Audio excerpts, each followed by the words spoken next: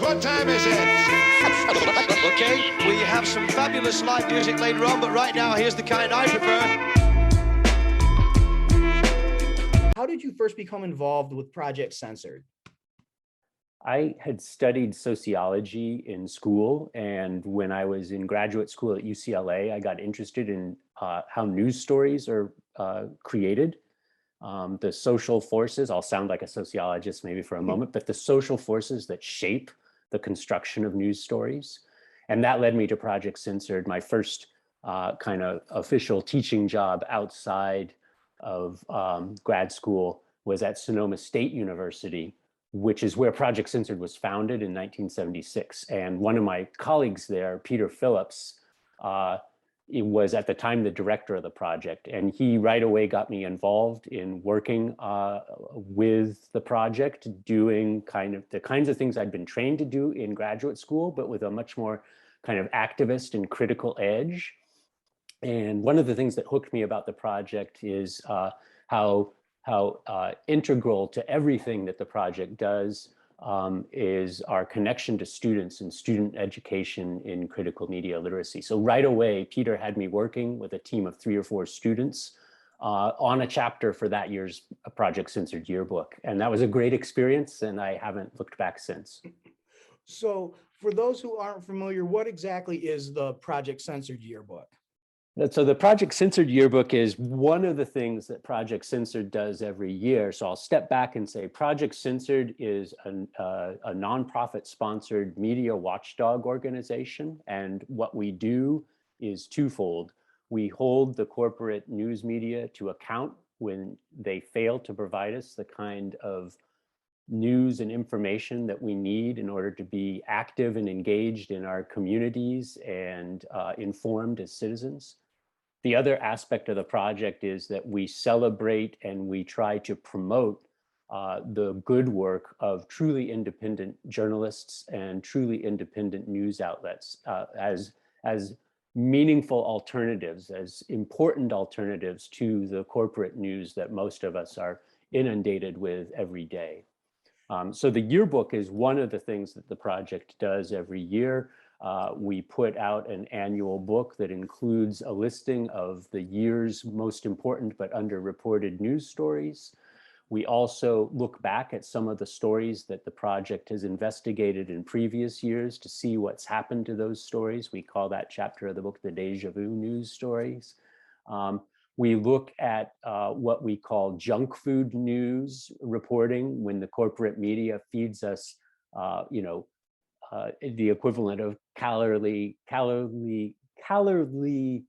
filled, cholesterol dense, junk news that isn't really nutritious for us as community members or citizens.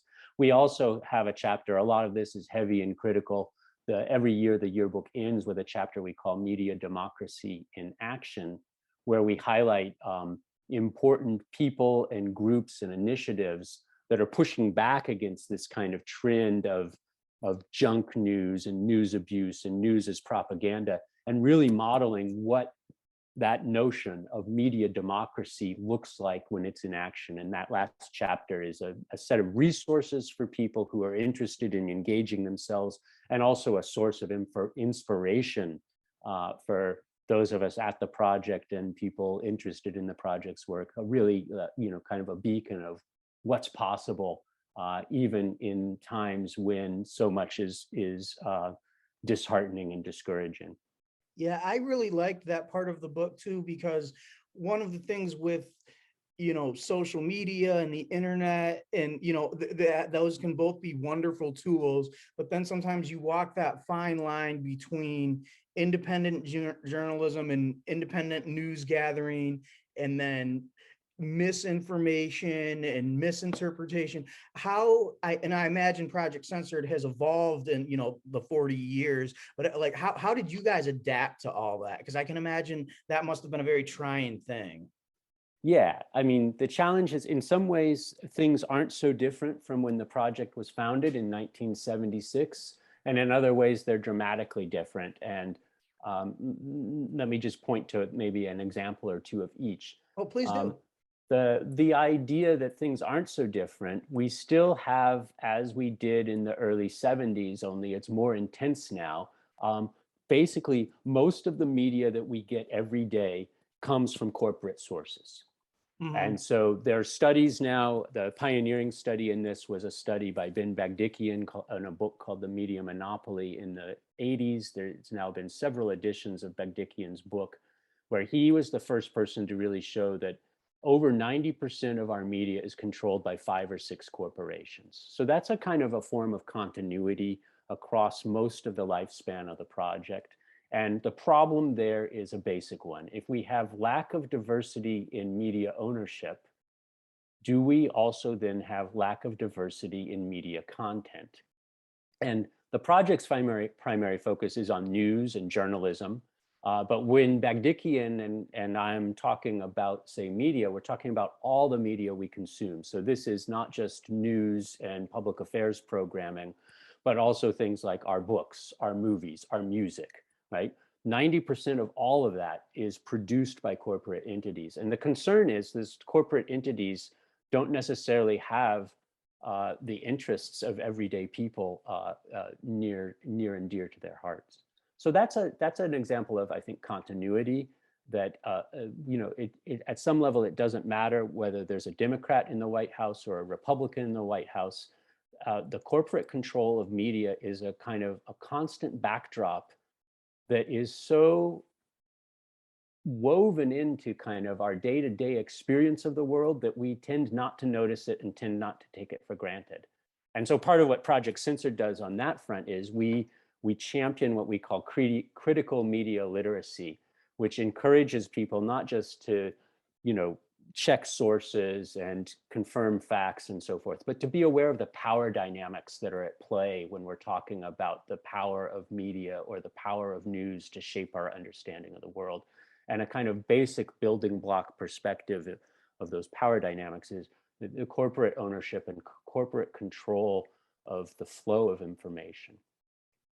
Something that's changed dramatically, I think, and we're all living in it now, is, for the past 2 years, the corona virus, the COVID-19 pandemic, has had massive impacts on all aspects of American society and our day-to-day lives.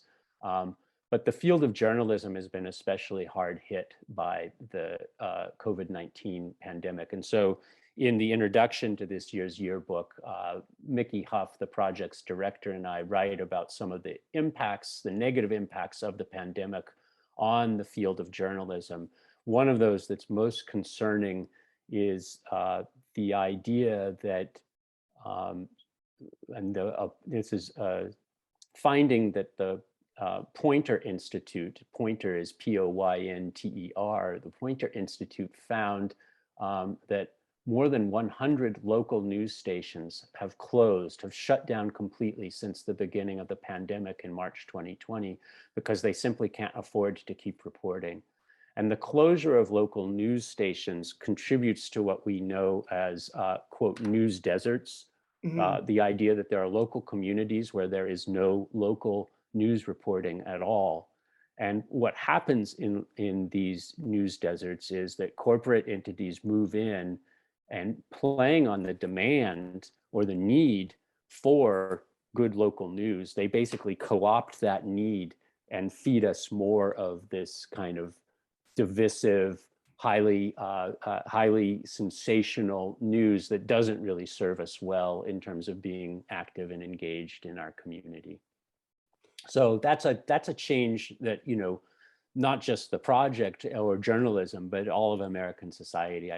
My belief is that COVID has acted like a kind of, COVID-19 has acted sort of like an X-ray on American society, in the sense that it's exposed all these systemic inequalities and longstanding injustices that many of us were already alert to, but that COVID has kind of laid bare in a way that part of what we're struggling now as a society is not only with the pandemic itself, but with what the pandemic is forcing us to confront and come to grips with about our nation's history as a history of inequality and systemic, racism. I Yeah. really like that Project Censored, in addition to covering stuff that deserves more coverage, I liked how the book made a point of explaining how the information was vetted and how everything was researched and verified. Can you please talk about that process? The founder of the project, Carl Jensen, coined this great phrase. He talked about this idea of news inflation. And Carl's idea was that we have more and more news, but it seems to be worth less and less, right? A lot of it is kind of junk or sensational or distractions.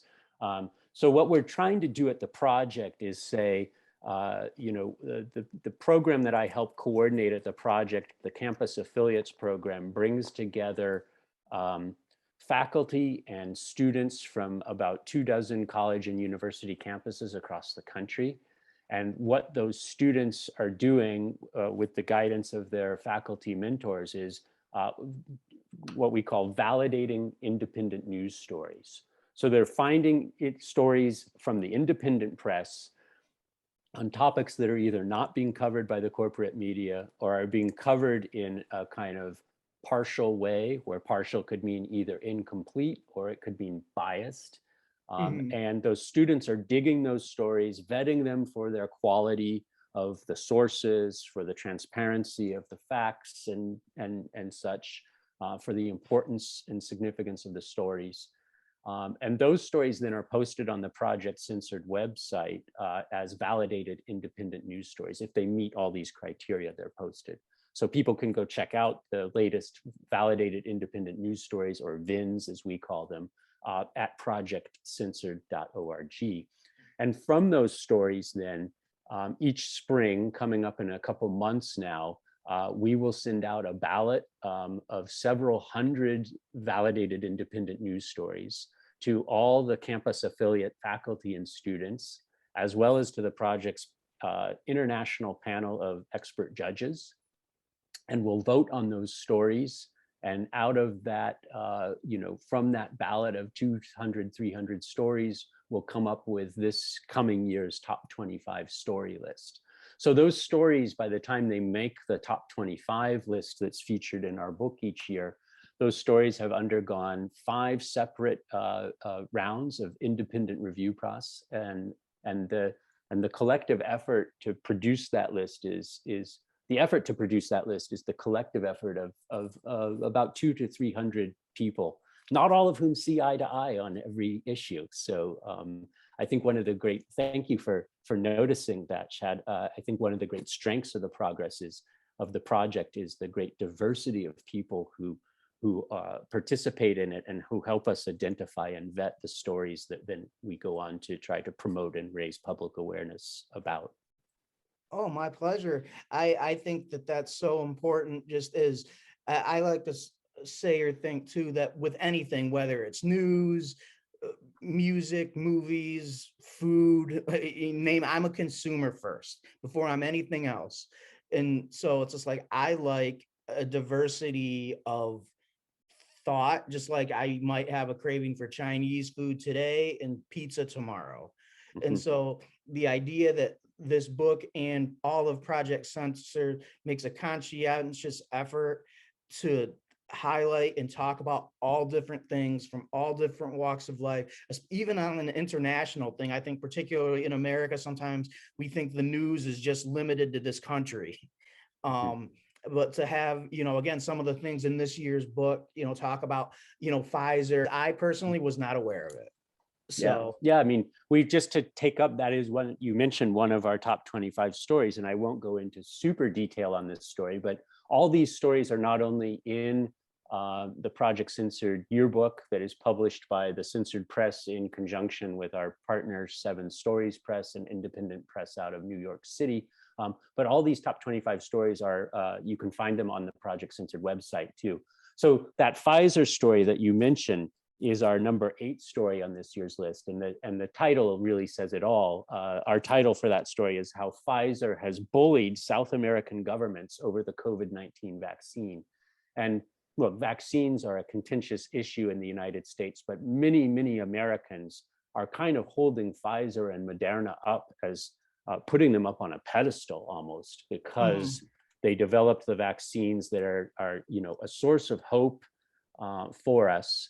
But what most Americans don't know is that Pfizer, and to a lesser extent Moderna's behavior overseas, a number of Latin American and South American countries have really been bullied by these big companies, where the leaders of the countries want to get the vaccine for their people, for public health.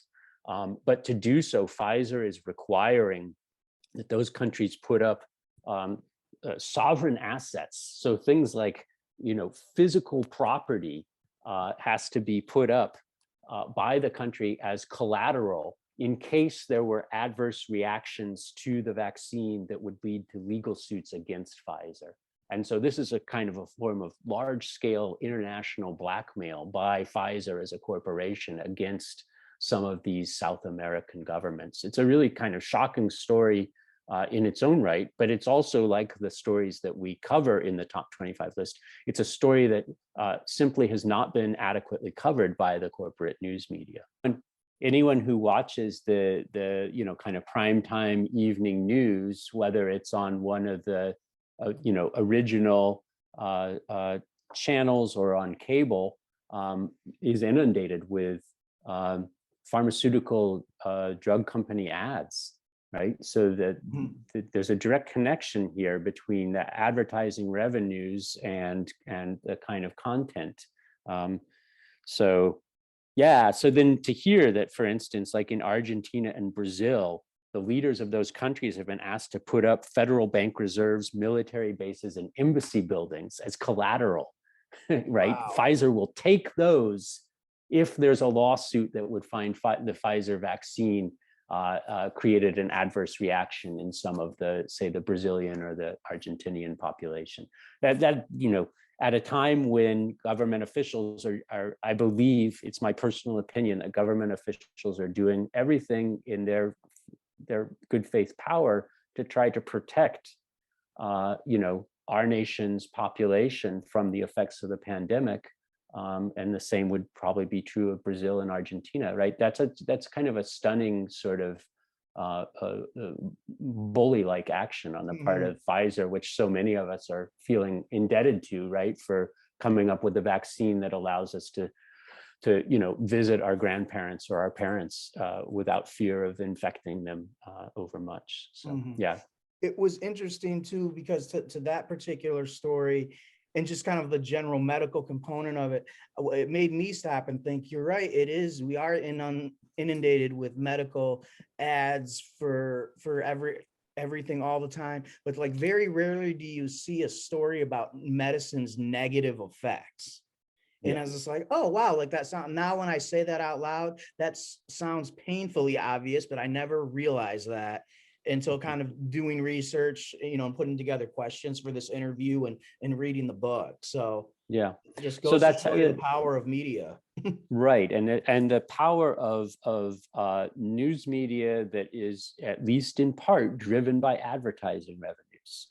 So we could spend all afternoon talking about cases where a particular network or cable news station has certain advertisers, and then looking at the kinds of stories they don't cover, right? A lot of people look for news bias in terms of what was covered and how it was covered.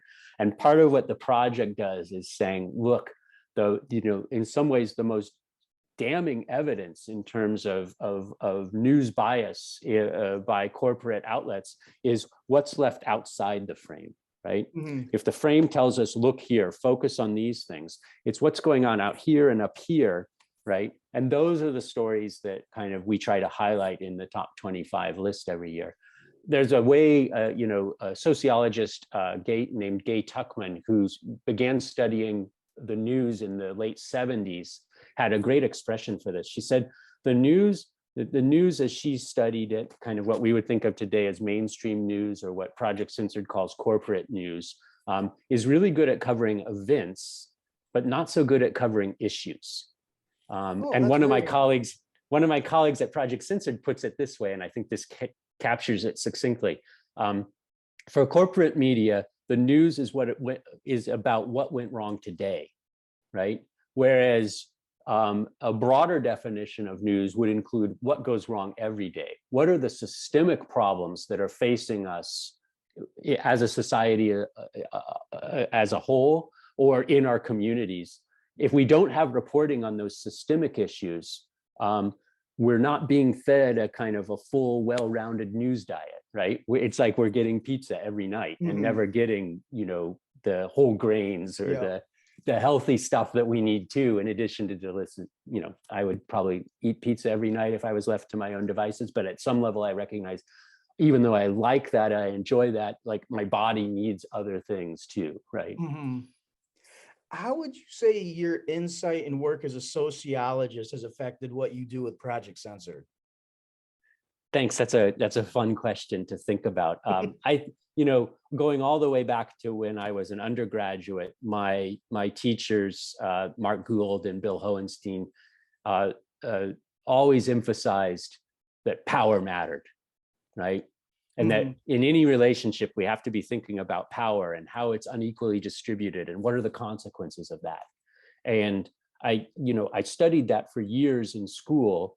And then I think kind of moving away from academic sociology to doing more applied practical work with Project Censored has just reinforced my sense of that as a fundamental truth, right? That for anything, if we're going to be media literate, if we're going to be critically engaged and active in our communities, we have to be thinking about issues of power and its distribution, right? And how in situations where it looks like we have no power, we may be able to find forms of power that are non-obvious or indirect.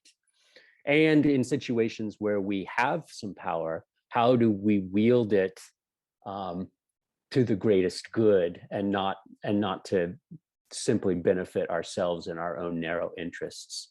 And so I think that's something that comes to me from sociology, and is just kind of part of the lenses through which I understand all the kind of media analysis that I do with Project Censored. I mean, well, I can tell just through our conversation. I mean, I feel like you and I could take each one of these stories and talk about them for hours. Just very insightful and thoughtful commentary, but just to kind of play devil's advocate, if you will, or just to the broader scope of it all. Sometimes a cigar is just a cigar. And so again, just kind of being able to delineate between that two, like, okay, sometimes what you see really is what it is. Other times there is a larger issue at hand.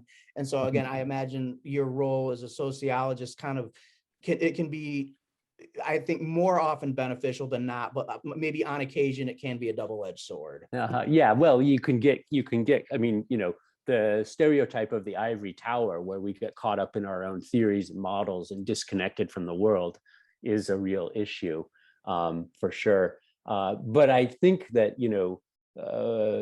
another kind of basic perspective of sociology is the importance of looking beneath the surface, right? The idea that things aren't always as they seem.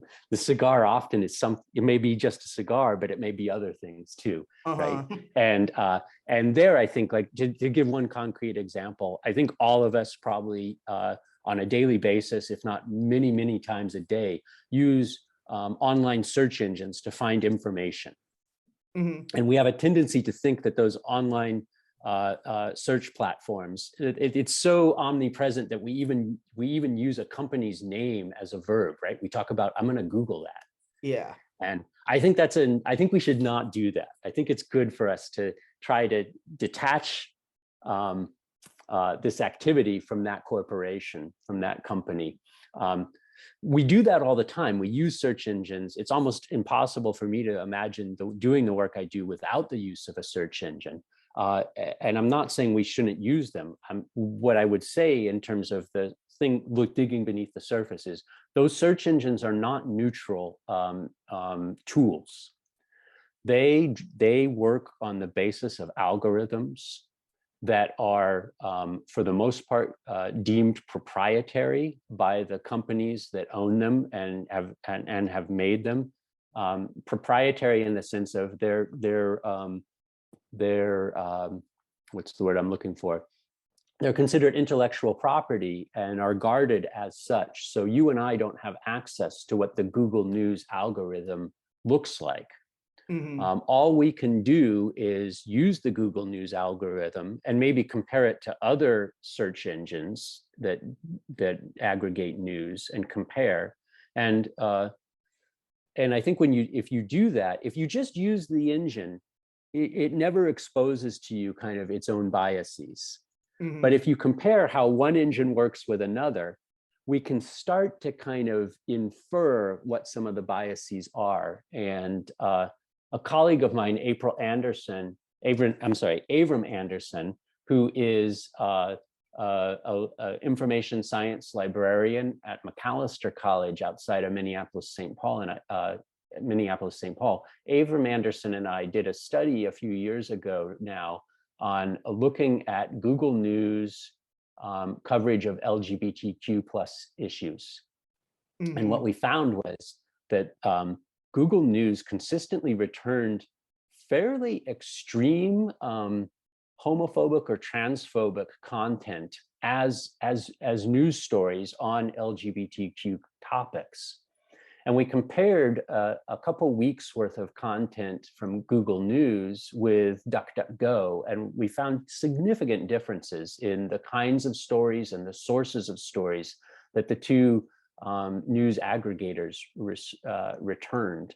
And our findings basically duplicated or reinforced what other media critics who have been looking at Google and Google's algorithms have found, that whether those biases are baked into the algorithms themselves, or whether the kind of prejudicial content is the result of savvy people with anti-LGBTQ agendas gaming those systems, the results are real. So when we use, I guess to go back to my basic point, when we use search engines, it's really important to know that that search engine is operating on a program that was created by humans who are making design choices, some of which may be based on just flat out prejudice, or some of which may reproduce inadvertently, tacit prejudices.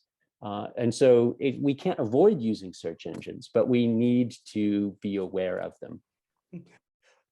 You were talking about the algorithms and just sadly some of the kind of built-in homophobic bias that some of those search results will return. That kind of brings up one of the stories from this year's book too, about, I just want to make sure I get the title correct here. Yeah. Conservative Christian groups spend globally to promote anti-LGBTQ campaigns. Forgive the generalization, but I found that to be an interesting selection, because I feel like information like that is something that's kind of relatively common knowledge. And so the idea that you would find a specific story that focused in on that and still have it meet the criteria of meeting Project Censored's, list for being included in the book, I thought that was really interesting. Yeah. So that story was reported by Matt Tracy, who is a reporter for an LGBTQ focused news organization called Gay City News. And Tracy's story was in turn based on a report that came out in October of 2020 from the group Open Democracy, who looked at how money flowing through a number of US Christian organizations was being redistributed internationally to promote anti-LGBTQ campaigns in a wide variety of countries, with a particular focus on African countries. So yeah, this is a story, I'm just looking to make sure I have it right. This is a story, that report, the Open Democracy report, when we dug, we found one instance where corporate news media covered the Open Democracy report. Time Magazine had a report in late 2020 based on it, but the Time Magazine focus was on how these religious groups were funneling money to Donald Trump's campaign and Donald Trump's political causes. And the Time magazine coverage didn't focus on how a lot of this money was being processed overseas to promote basically homophobic and transphobic campaigns in other countries. So this is exactly an example of what I was talking about earlier, a case where a story has received some corporate news coverage, but that coverage is partial in both senses. It was partial in that it was limited. The only corporate news outlet we could find that talked about the Open Democracy Study was Time magazine. And then when Time did cover the report, they missed the part of the report that is arguably has literally the most global implications, right? Mm-hmm. The funneling of money through these conservative Christian organizations to groups in other countries with anti-LGBTQ agendas. Mm. So that story was really marginalized by the corporate media. Of the 25 stories in the current yearbook, which one did you find the most shocking? I think our number 9 story is almost unbelievable in the 21st century. Our number 9 story is about the systemic use of police dogs to basically target people of color.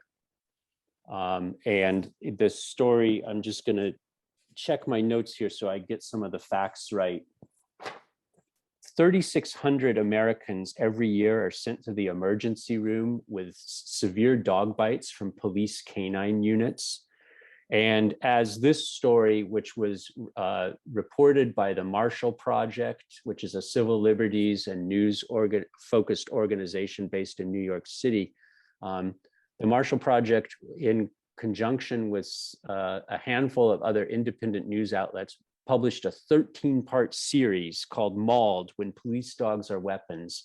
And the major finding of this 13-part series was not just that, over 3,500 Americans are mauled by police dogs every year, but a disproportionate number of those are people like Joseph Malott, a 22-year-old Black student who was at a June 2020 Black Lives Matter protest in California, when he kicked a tear gas can, which a police officer interpreted as a hostile action, and the police officer released and activated the canine dog. And Malott's comment afterwards, after he was recovering from his injuries, he told reporters that he felt like he was being eaten.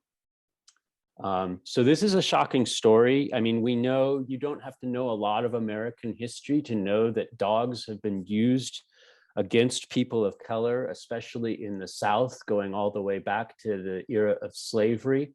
And more recently, in the 1960s, against civil rights protesters. But to know, for me personally, to know that in 2021, 2022, police dogs are being used disproportionately against young Black people and more generally communities of color. That was a shocking story to me. And again, shocking in a kind of a double sense. One, that it's happening, and two, that at a time when we're highly focused on police use of violence against people of color, almost no corporate news outlets were covering the role of canine units, police canine units, as one form that violence takes. It's important to add here just one more point. Like, oh, of course, when we talk about police dogs biting people, a lot of us might think about a family pet and what it feels like to get bitten by a dog that is maybe a member of your household or your friend's dog or something. And it's important to understand that these police dogs are trained to be aggressive. And when you talk to medical researchers who have studied the victims of these police dog attacks, they say that the wounds look more like what a shark bite would do than what we tend to think of when we think of, our little fuzzy dog nipping us because it got too excited while we were playing. So that's a really, I think, shocking story, and again, one that was where the corporate news media have done an extraordinarily poor job of informing us about a systemic social problem. Yeah, that was horrifying. I remember reading that story in the book as well, and very similarly being like, how is this still a problem Right. in 2021, 2022? Exactly. I've talked with people who said, "What is this from, like the 1965 Project Censored yearbook?" Right?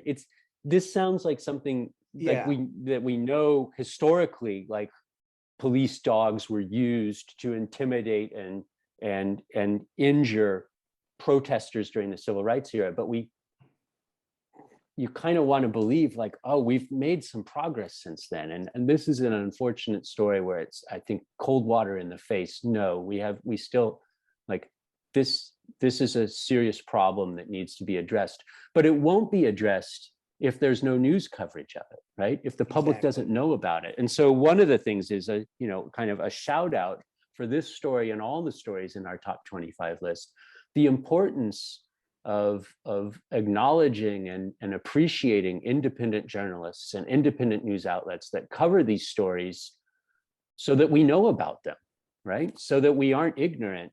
And then, the critical edge, being aware that, like, well, if you just go to the stories that come across your social media feed, there's a good chance you'll never hear about this story or ones like it. Right, you have to actively seek them out or be networked into a group of people who are already, like, alert to these issues. Otherwise, it's easy to get overwhelmed with, the latest celebrity news or the sensational story. Or I've said it before when speaking with people too, but I say it again just to reemphasize it, and I think we're kind of on the same train of thought here. Is, for me, like, hypothetically, you and me or person A and person B could disagree about some issue, and that's okay. Just through conversation, comes progress and education. But what's most frustrating is that person A won't even know what person B is talking about, and vice versa. To me, that's the real thorn in my side about it all. And again, to reiterate that I think that's what Project Censored, that's one of their greatest accomplishments, is covering stories from all angles and even angle has a bad connotation, but from all different perspectives and all different sides. Yeah, I mean, and I think, you said something earlier that I want to come back and retrieve about the idea is, like, to talk about these stories, right? To get people talking about these stories. The success of the yearbook, to me, obviously we love selling books, and the sales of the yearbook help fund the work that the project does, right? Directly fund our critical media literacy education programs for young people. But in some ways, the bigger yardstick of success is not how many books do we sell in a given year, but are the stories that we're bringing forward helping to generate more informed and more engaged conversations among people in communities across the country. And if we do that, if we have the chance to do that, then I'm a lot more optimistic about our future than if we're just kind of siloed into, like, here are the 5 things you should be worried about right now. And the 5 things that you should be worried about may or may not overlap with the 5 things I should be worried about. And we don't really see what we share in common or the mutual interests we might have.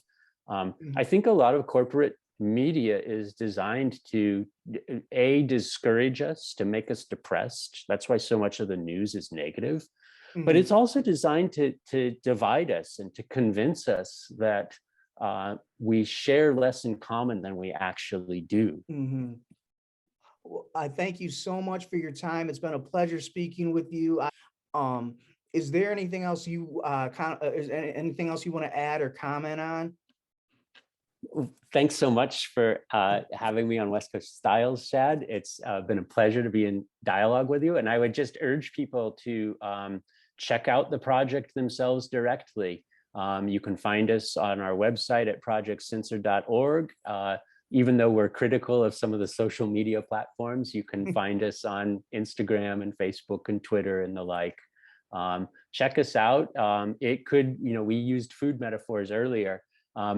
It could be that if news is, if you find the news disheartening and discouraging and depressing, it could be that you're just looking at the wrong kind of news, and that if you were seeing more independent news and especially more solutions journalism in your news diet, you might feel better. You might feel more engaged and more informed, and dare I say, even perhaps more optimistic. And we try to curate and vet and provide a platform for all that through the work we do at Project Censored. So thanks again for having me on the show and a chance to talk about our work today. Thanks. Yeah, I appreciate the shout out for West Coast Styles. And so people on a hip hop site might think that when we're talking about censorship, we're just talking about bad words that get edited out on the radio. But it extends far, far beyond that. And I'm glad that you were able to provide some great insight into how and why that happens. And we're here to continue to, entertain people as well as make them think. And this conversation, I believe, has done that. The book does that. And because of that, you guys always have a platform with us. Thanks so much, Chad. That's very kind. Yeah. My pleasure.